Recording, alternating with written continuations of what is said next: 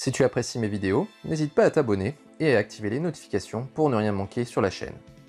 Salut tout le monde, bienvenue sur la chaîne Mitractor pour ce tuto numéro 15 qui va être la suite directe du tuto numéro 14 dans lequel je vous décrivais comment gagner de la rigidité au niveau de l'abdomen pour les corps de type G3 des MIT-Kloss classiques. Suite à ce tuto, certains commentateurs m'ont fait remarquer que pour certains corps de type G3, les plus récents en fait, la pièce abdominale avait changé et donc il n'y avait pas moyen d'appliquer le tuto. Donc en fait là, je vais vous donner une alternative qui permet quand même de gagner en rigidité. Je vais en profiter, je vais faire d'une pierre deux coups pour vous montrer également comment gagner en rigidité sur l'entrejambe, parce que c'est aussi un des problèmes qu'on peut avoir sur ces corps de type classique.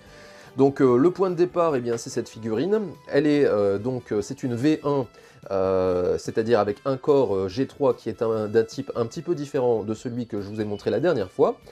La caractéristique de cette figurine, c'est qu'elle est extrêmement lâche, hein, regardez. Vous voyez ce que ça donne, donc beaucoup de flexibilité au niveau du torse, mais également au niveau de l'entrejambe. Vous voyez ce que ça donne, ça barloque dans tous les sens. Quand on fait ceci, la jambe descend très facilement. Donc ça, c'est le point de départ, hein, il va falloir le garder en mémoire parce que l'idée, c'est de voir un petit peu le avant-après et on verra si à l'issue de ce que je vais appliquer dans ce tuto, la rigidité est améliorée. Donc comme la dernière fois, hein, je vais placer la caméra dans le bon angle et je vous retrouve juste après. Voilà, donc à ce stade, il va falloir faire pour la partie abdominale exactement la même chose, à savoir retirer cet enjoliveur qui est devant. Donc rappelez-vous, hein, pour le faire, il suffit simplement de trouver le cran. Donc ici, vous voyez, il est là. Hein. Donc vous mettez simplement l'ongle dedans et normalement, ça doit venir. Vous voyez, ou alors vous prenez sur le côté comme je suis en train de le faire. Et donc c'est ici que se fait la désolidarisation. Hein. Donc vous enlevez cet enjoliveur et ça laisse apparaître donc 3 vis qu'il va falloir enlever. Donc comme la dernière fois, hein, je vous retrouve juste après les avoir retirés.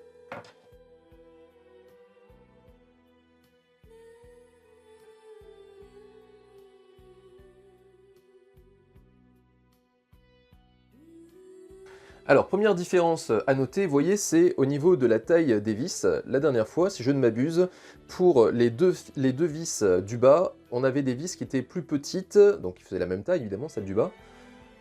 Et ces deux vis-là étaient plus petites que celle du haut, et bien là, c'est exactement l'inverse. Celle du haut, vous voyez, est plus petite en termes de longueur que les deux du bas. Donc, faites attention, ne vous trompez pas. Donc moi, je vais les mettre de côté.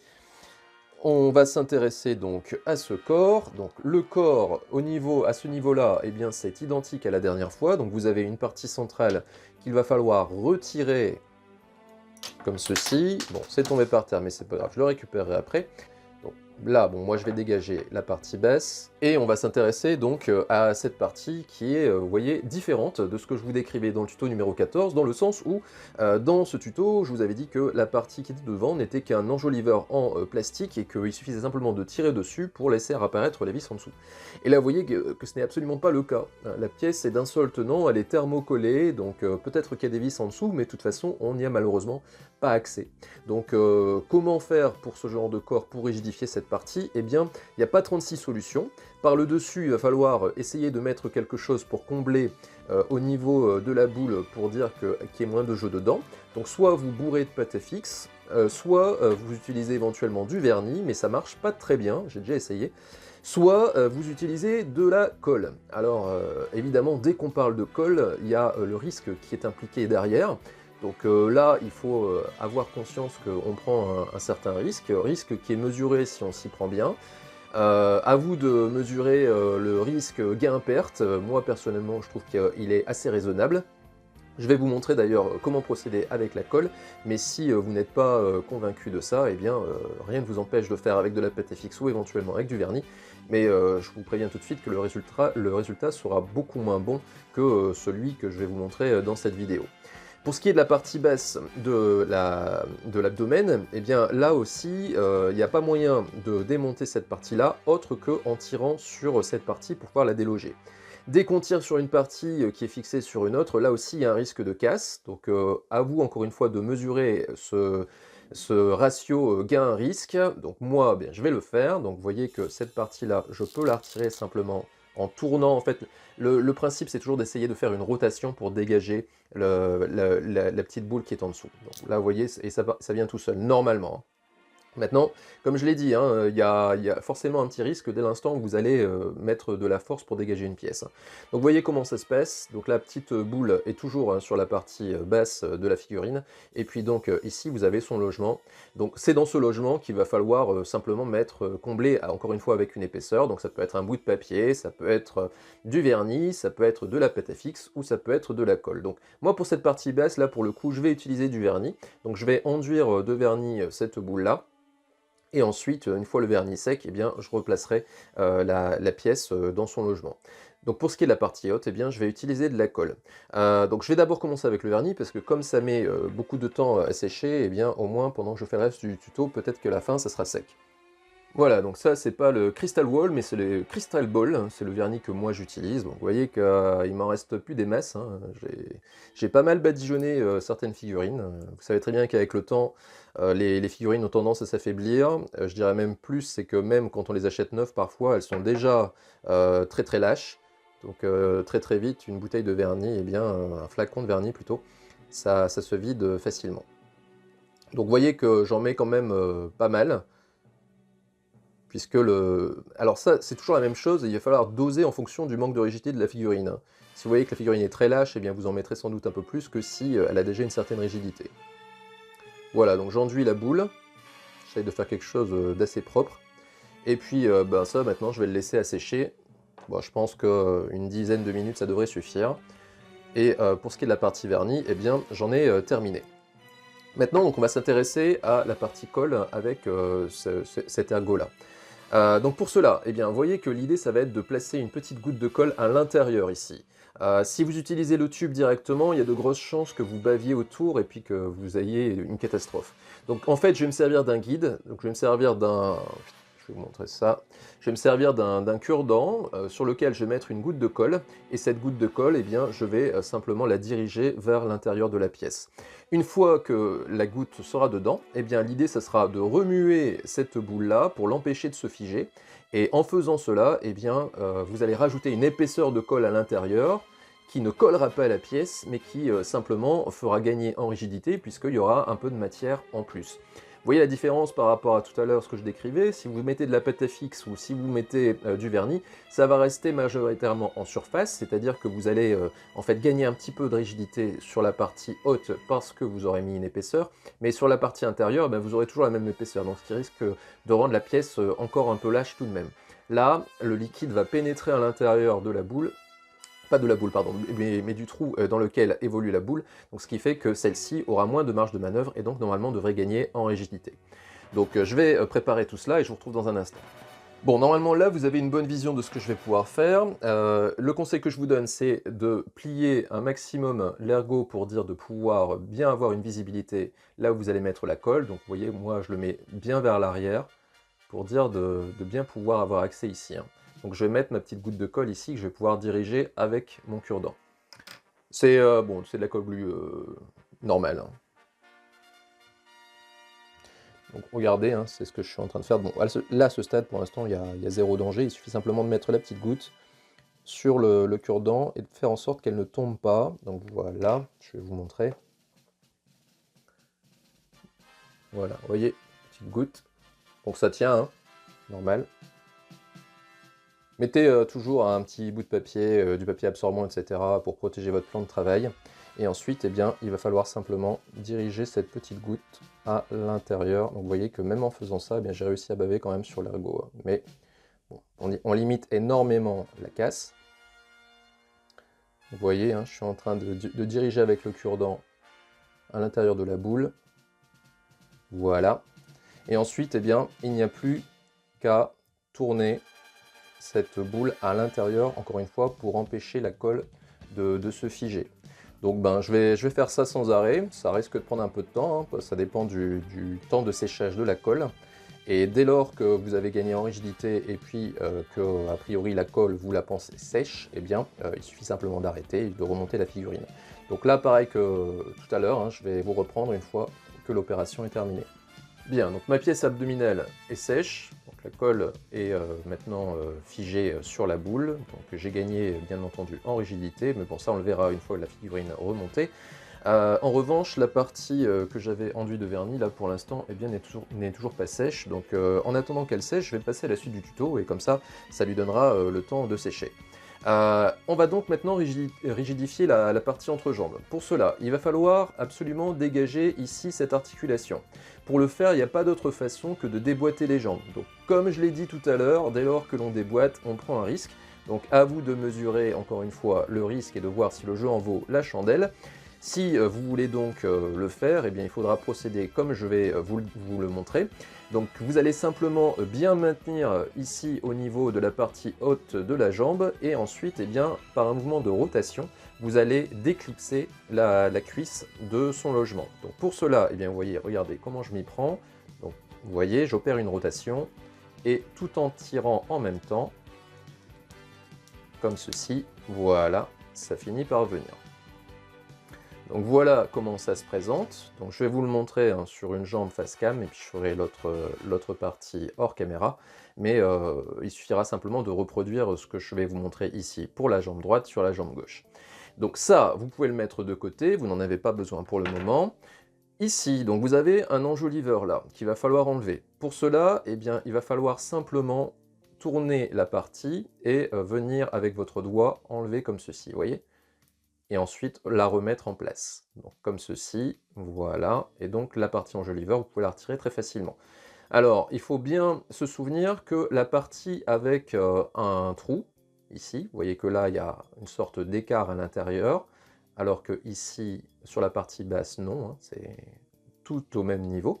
Et bien donc cette partie-là, avec une sorte de trou, c'est sur la partie supérieure de la jambe, donc c'est vers le haut. Hein.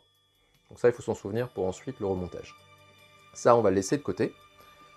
Et donc ici, eh bien, on va voir apparaître l'articulation que l'on va essayer de rigidifier. Alors, la partie ici, hein, latérale, donc vers la gauche et vers la droite, souvent est bien rigide. Si jamais ce n'est pas suffisamment rigide, vous pouvez essayer éventuellement de revisser cette vis-là, ce qui aura pour incidence de rigidifier la partie articulation ici.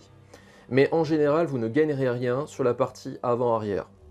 Donc ça, c'est quelque chose que moi, personnellement, j'ai remarqué, tout simplement parce que la rigidité vient du contact de la pièce, celle-ci, donc une sorte d'étau, qui vient prendre en étau, justement, la petite boule qui est à le petit rond qui est à l'intérieur, ce qui assure la rotation. Et donc, en revissant à ce niveau-là, eh bien, malheureusement, au niveau de l'étrier, ça ne le resserre pas suffisamment pour qu'on gagne en rigidité sur l'axe de rotation que je suis en train de vous montrer. Donc l'idée, ça va être comme tout à l'heure, au moyen d'un cure-dent, de faire venir une petite goutte de colle à l'intérieur de cette articulation, et puis ensuite de continuer à bouger l'articulation pour pas qu'elle ne se fige. Si jamais vous rechignez à utiliser de la colle, ce que je peux bien entendu comprendre, eh bien vous pouvez également essayer de bourrer ici avec de la pâte à fixe. Alors, tout en gardant quand même un écart pour que vous puissiez encore avoir ce niveau latéral de rotation, qui ne soit pas bloqué par l'épaisseur de pâte à fixe, mais logiquement, hein, vous devriez pouvoir y mettre pas mal de pâte à fixe pour que, au fur et à mesure de la rotation de la jambe, eh bien, la pâte à fixe vienne plus ou moins se fixer sur le petit rond qui assure la rotation. Et là aussi, vous devriez normalement gagner en rigidité. J'ai remarqué également que mettre du vernis dans cette partie-là n'a pas grand intérêt, hein, ça n'augmente pas énormément la rigidité pour le coup. Donc soit vous mettez de la pâte à fixe, soit vous essayez avec de la colle. Donc bah, moi je vais mettre de la colle et je vais faire exactement la même procédure que tout à l'heure, donc la colle sur le cure-dent.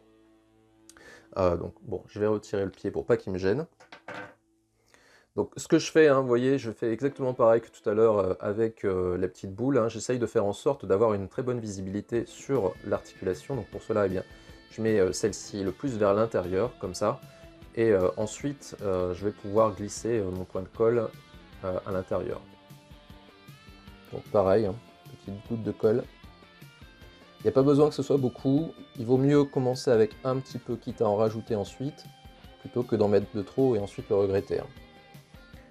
Donc là, j'ai ma petite goutte de colle sur mon cure-dent que je vais faire venir donc sur la partie qui m'intéresse. Là, il faut vraiment être précis parce que sinon, vous risquez de figer l'autre articulation. Vous n'avez pas envie de ça. Donc avec mon cure-dent, là, ben, j'essaye de faire en sorte de faire pénétrer la colle sur le point d'articulation qui m'intéresse. Alors, désolé, hein, je suis un peu hors caméra, vous ne verrez pas grand chose avec mes doigts, mais vous voyez, c'est ici que ça se passe. Voilà. Et donc là, eh bien, voilà, je vais simplement faire bouger le point d'articulation comme ceci, et puis ben, je vous reprends après. Donc voilà, hein, pour moi c'est sec, et j'ai vraiment gagné en rigidité. Bon, ça on verra une fois que la figurine sera montée. Donc j'en ai profité pour faire les deux côtés, vous voyez que j'ai démonté l'autre jambe. Donc maintenant, eh bien, il va s'agir simplement de remonter donc, les enjoliveurs. Donc je vais vous montrer ça. Je vais prendre la partie droite. Donc rappelez-vous, l'endroit où il y a une sorte de cran, eh bien, se met vers le haut. Donc c'est ce que je vais faire, donc, comme ceci. En fait, il faut procéder un peu à l'inverse de tout à l'heure, hein, c'est-à-dire qu'il faut assurer un peu la rotation et puis faire en sorte que ça vienne dans son logement, vous voyez. Et ensuite, eh bien, cette partie-là, vous la remettez en place, comme ça, et là, l'enjoliveur est en place. Hein. Vous voyez que c'est le cas également vers le bas.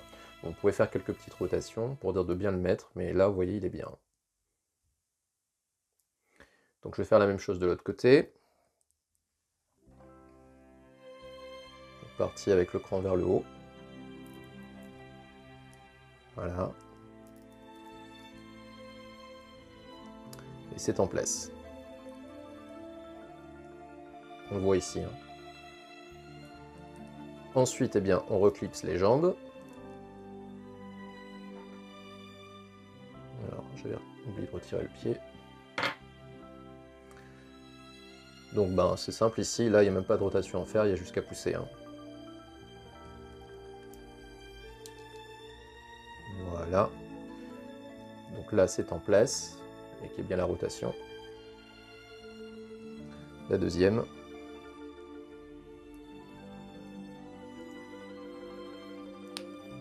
Voilà, donc vous avez entendu le cran, je pense. Ok, donc c'est remis en place. Donc, les jambes ne sont pas figées, hein, comme vous voyez. Dès l'instant, de toute façon, que vous continuez de tourner l'articulation tant que la colle n'est pas encore sèche, eh bien, il n'y a pas de raison qu'elle se fige. Hein. C'est une manipulation que j'ai déjà fait quand même une paire de fois. Donc, encore une fois, elle n'est pas sans risque, mais si vous y prenez bien, logiquement, le résultat devrait être là, hein, sans qu'il y ait de la casse. Sur la partie abdominale, eh bien, on va la monter, donc voilà. On va remettre simplement ça sur la boule. Voilà, ça se clipse tout seul, hein, vous voyez. Et là, ben, je sens déjà que j'ai gagné en rigidité. Hein. Bien sûr, j'ai gagné en rigidité ici, mais a priori ici également. Donc pour cela, eh bien, il faut refaire le chemin inverse. Donc vous allez reprendre cette partie-là. Vous allez y remettre donc les bras. Et puis ensuite, eh bien, il faudra tout remonter. Donc bon, là c'est pareil, hein, je vais vous montrer les grandes lignes. Et puis ensuite, eh bien, je mettrai en accéléré. Donc on remet les bras en place. Pour cela, vous voyez, d'abord l'enjoliveur du bras, eh bien, n'oubliez pas, hein, la partie qui est plus incurvée, donc plus arrondie, pardon, vous allez la mettre contre l'épaule, et l'autre partie donc vers l'abdomen. Donc vous voyez que ici, ça, vers le bas, c'est le logement de la boule du bras, donc vous allez aller dedans, voilà. C'est la pièce centrale hein, qui assure la solidarisation du tout. Donc vous gardez ici le doigt dessus pour éviter que les bras à nouveau se barrent. Et puis voilà, comme ça. Et ensuite, eh bien, vous allez venir refixer la partie basse, donc l'ergot dans son logement. Alors rappelez-vous, je vais poser ça, rappelez-vous que sur cet ergot, il y a une partie qui est plus large, donc celle-ci, et une partie qui est plus affinée, donc sur le devant. Donc ça c'est le devant, et ça c'est l'arrière. Si jamais vous l'aviez tourné, faites en sorte de l'avoir comme ceci. Et ensuite, et donc, vous allez le remettre juste là. Donc là, je vais venir maintenant refixer ma partie avant. Donc bah, simplement, il y a juste qu'à la remettre en place. Hein, et puis appuyer. Voilà. Donc là, elle est en place. Vous n'avez plus qu'à remettre les 3 vis. Donc là, je vais vous le faire en vitesse rapide et je vous reprends après. Hein.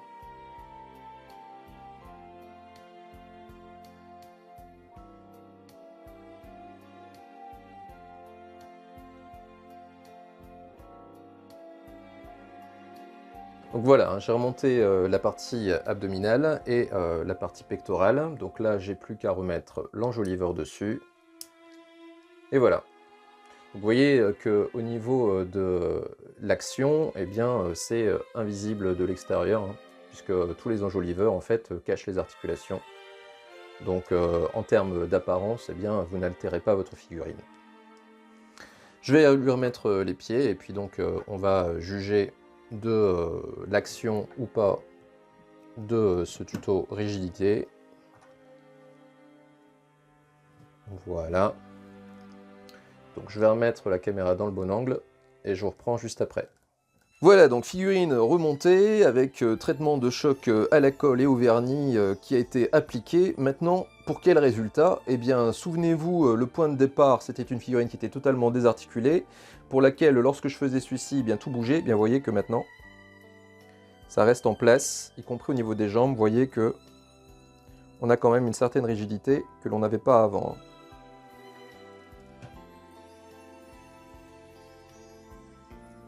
Donc clairement, on a un gros plus au niveau de la rigidité, que ce soit au niveau de la partie abdominale, que au niveau de l'entrejambe. Vous voyez que maintenant, pour monter la jambe, eh bien, j'ai quand même une certaine résistance. Également pour la descendre, donc on peut le voir avec ce test-là hein, que j'ai coutume de faire. Vous voyez que ça reste bien en place, hein, y compris pour l'autre jambe. Et pourtant, avec le poids des pieds, normalement, ça devrait redescendre quand même pas mal. Vous voyez, là j'appuie. Hein. Voilà. Donc voilà, si vous voulez rigidifier une figurine qui est devenue totalement désarticulée et que vous êtes prêt donc à accepter un mini risque, eh bien vous savez maintenant comment le faire. Si vous voulez être un peu plus prudent, eh bien recourez plutôt à de la pâte fixe en procédant un petit peu comme j'ai montré. Et normalement, vous devriez améliorer grandement la situation. En espérant que ça vous soit utile, à bientôt.